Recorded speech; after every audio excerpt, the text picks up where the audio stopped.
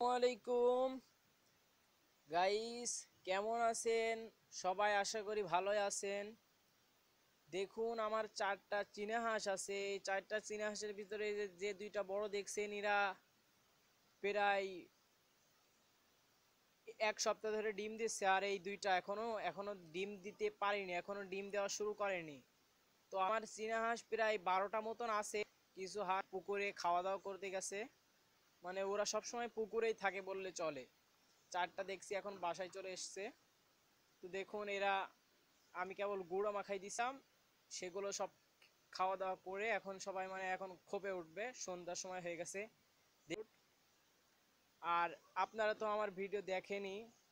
দেখুন, আমার যে কোয়েল পাখিগুলো, এই যে মূলত আমার এই যে 2 তলা যে খোপটি দেখতে পাচ্ছেন, নিচে কিছু কোয়েল পাখি আছে আর উপরে আছে।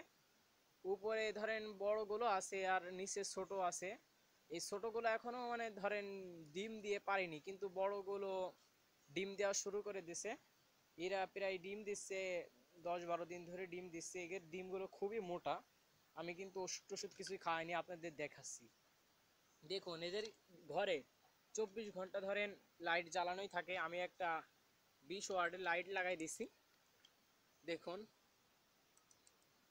আমি এদেরকে সেল খাওয়াতে বলে আমাকে, কেউ অনেকজন অনেক কথাই বলে, তো আমি কিছুই খাওয়াই না এদেরকে।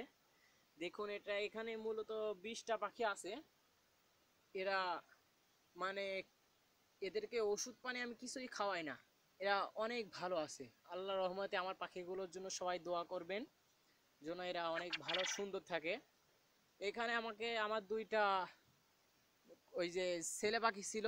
মূলত একটা ছেলে পাখি আমি বলছি আপনাদেরকে এর আগে যে খেয়ে নিছি, আর একটা ছেলে পাখি আছে। মূলত আমি আবার কয়েকদিন পরেই পাখি নিয়ে আনবো।